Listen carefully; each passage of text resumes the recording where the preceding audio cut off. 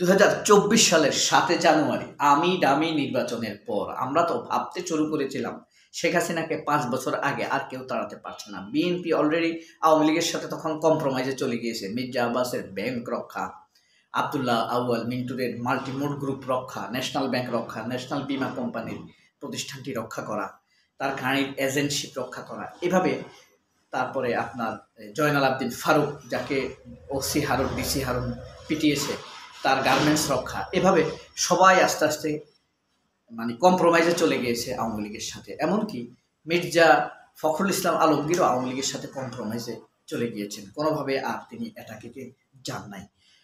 ঠিক একইভাবে আমরা তখন কিন্তু শেখ হাসিনা পালিয়ে গিয়েছে ছাত্র জনতা, তরুণ এবং ইসলামপন্থী মানুষের সম্মিলিত প্রতিরোধের কারণে সে এদেশ থেকে পালাতে বাধ্য হয়েছে। সারা জীবন বলে এসেছে এদেশ থেকে ইসলামপন্থীদেরকে পাকিস্তানি পাঠিয়ে দেওয়া হবে। আজ সে আসলে ভারতে পালিয়ে গিয়েছে তার বাপের রক্তদেশে, জন্মদেশ না রক্তদেশ। এবং শেষ পর্যন্ত ডক্টর ইউনূস আসলেন বুকে পাথর বাঁধা দিয়ে। ওই যে আসিফ নজরুল বলেছি, আমাদের আসিফ মাহমুদ উপদেষ্টা, প্রিয় উপদেষ্টা আসিফ, তাকে তার হাঁস খাওয়া নিয়ে আন্দালিব রহমান পার্থ এসব বলতেছে কি ওয়েস্টিনে কেন হাঁস খেতে হবে? ওয়েস্টিনে কি তুই একা হাঁস খাবি? তোর বাপের চুরির টাকা আছে বলে? ও এখন রানিং মন্ত্রী, রানিং উপদেষ্টা, তার নিরাপত্তার জন্য, প্রয়োজনের জন্য, কাজে রিল্যাক্সের জন্য সে খেতে যাবে। সে কি তোর বাপের মতো চুরি করেছে? পার্থ করেনি। তুই তো বাসায় শেখ হেলালের পোলা তন্ময়কে 2 দিন আটকায় 2 দিন রাখছস নিরাপত্তা দিয়ে। তোমার মুনাফিকি মানুষ জানে না। তাও চোর, চোরের ছেলে, ফ্যাসিবাদের রক্ত। যাই হোক, এই পার্থ বক্তব্য দেয় রাতে কেন হাঁস খেতে যাবে। এখন পাথরের উপরে বসে বিএনপি হাঁস রাজনীতি করছে, পাথর চুরি টাকা দিচ্ছে আসিফ মাহমুদের হাঁস খাওয়া নিয়ে। ঠিক একইভাবে ইউনূসের শপথ নেওয়ার পর যখন ওয়াকার বলেছে বুকে পাথর চাপা দিয়ে মেনে নিয়েছি ডক্টর ইউনূসকে তো সব মেনে নিতে চায়নি। শেষ পর্যন্ত আমরা ভাবছি ওয়াকারের বুক থেকে পাথর সরে গিয়েছে, বুক হালকা হয়ে গিয়েছে তার। কিন্তু ইলিয়াস হোসেন তার বুকের পাথর আরো বাড়িয়ে দিয়েছে। সেটা কিভাবে জানেন? ইলিয়াস হোসেন সম্প্রতি আপনার ব্রিগেডিয়ার মোশাররফ অথবা এই জাতীয় কিছু একটা লোকের একটি অপকর্ম প্রকাশ করেছেন। রানিং ব্রিগেডিয়ার একজন আর্মির এক অফিসারকে বাসা থেকে ডেকে এনে ধর্ষণ করেছে। আর্মির অফিসারের স্ত্রীকে ডেকে নিয়ে ধর্ষণ করেছে। এই অভিযোগ চাক্ষুষ প্রমাণ দিয়েছেন ওই আর্মির এক্স অফিসারকে এনে সাক্ষাৎকার নিয়েছেন।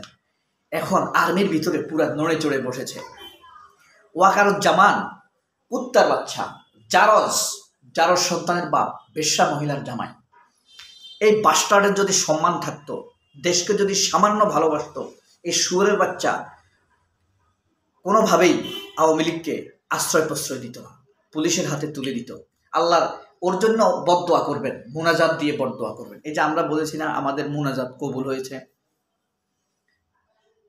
হ্যাঁ কবুল হয়েছে না? শেষ পর্যন্ত তো দেখেছেন গতকালকের ভিডিওতে যেটা বলেছি আপনাদেরকে। ব্রিগেডিয়ার জেনারেল আলী আশরাফ আরেকজন জেনারেলের স্ত্রীকে ধর্ষণ করেছে।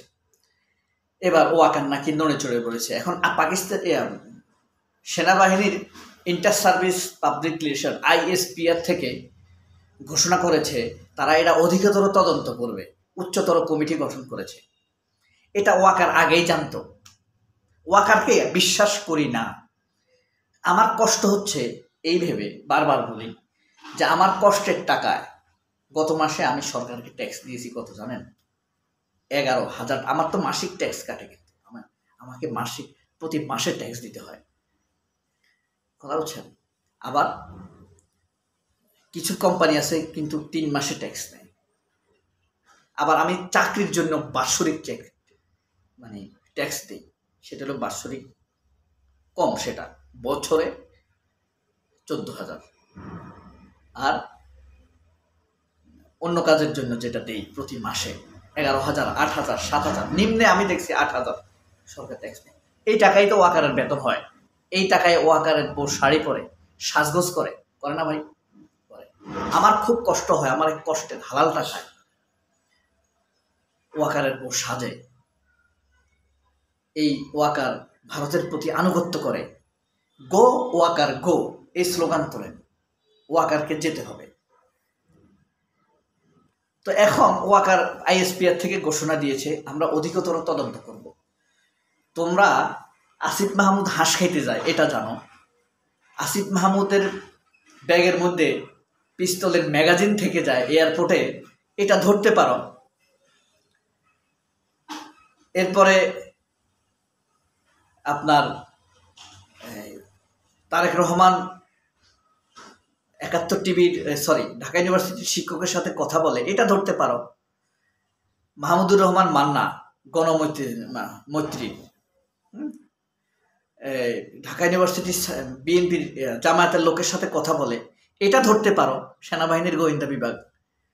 আর ওই এক আর্মি আরেক আর্মির বউকে ধর্ষণ করেছে, সেটা ধরতে পারো না, এটা আমাকে বিশ্বাস করতে বলো। এই ঘটনা ওয়াকার জানে, এই ঘটনার দায় ওয়াকারকে নিতে হবে। ওয়াকারকে রিটায়ার্ডের পরে রাস্তাঘাটে পেলে মানুষ জুতা মারবে, মনে রাখবে, যদি সঠিক বিচার না হয়। সঠিক বিচার না হলেই কিন্তু মব হয়। এই যে ২৮শে অক্টোবর লগি বৈঠা দিয়ে মানুষ মেরেছে, এটার বিচার না হওয়ার কারণেই কিন্তু দেশে মব হচ্ছে। মাইন্ডেড হেফাজতের গণহত্যার কারণে, বিচার না হওয়ার কারণে কিন্তু মব হচ্ছে। ৮০ দশকে শেখ হাসিনা যে সন্ত্রাসীগুলো করেছে শেখ হাসিনা, সেগুলোর বিচার না হওয়ার কারণেই ২৪শে এসে ছাত্রদেরকে হত্যা করা হয়েছে। আপনার ন্যায় বিচার না থাকলে অপরাধের মাত্রা বাড়তেই থাকবে, বিচারের ক্ষেত্রে কোনো আভিজাত্য নেই। এ কারণে ইলিয়াস হোসেন ওয়াকারের বুকের পাথরের ভার আরো বাড়িয়ে দিয়েছে। ওয়াকারের বুকে আরো কয়েকটি পাথর বসিয়ে দিয়েছে ইলিয়াস। ওয়াকারের বুকে আরো পাথর চাপা দিয়েছে ইলিয়াস। সেই পাথরের ভারে ওয়াকার এখন চুপ। ওয়াকার কি এখন ক্ষমতা নিবে? ওয়াকার ক্ষমতা নিলে কি হবে, কেমন হবে সেই ঘটনা, কেমন হবে সেই বাংলাদেশ? নাকি দৌড়ানি দিবে ওয়াকারকে? আমার মানুষ আরো বেশি মারা যাবে, তবে ওয়াকারকে এমন পিটা দিবে, ল্যাংটা করে ফেলবে ওয়াকারকে, জুতা দিয়ে পিটাবে ওয়াকারকে জুতা মারার জন্য ১০,০০০ জুতা রেডি করতে হবে, ১০,০০০। ওয়াকারের ফ্যামিলিকে চিহ্নিত করতে হবে কে কোথায় আছে। এরা অপরাধী পরিবার, এরাই আমাদের উপরে আবার আরেকটি গণহত্যা হওয়ার জন্য এই শিকড় গজাচ্ছে। এরাই শেখ হাসিনাকে আনার জন্য, সিম্পিটি তৈরি করার জন্য। এরপর দেখেন মিথ্যা খবরগুলো তারা প্রচার করতে বাধ্য করে। কালের কণ্ঠে নিউজ প্রচার করছে জামায়াত নাকি বিএনপির কাছে সিট চাইছে, এনসিপি নাকি বিএনপির কাছে সিট চাইছে। এগুলো ওয়াকারের কাজ। তাকে প্রতীকী থাপ্পড় মারুন, প্রতীকী জুতা মারুন, তার মাকে গালি দিন, বাপকে গালি দিন। সবাই অনেক ভালো থাকবেন। আল্লাহ হাফেজ, আসসালামু আলাইকুম।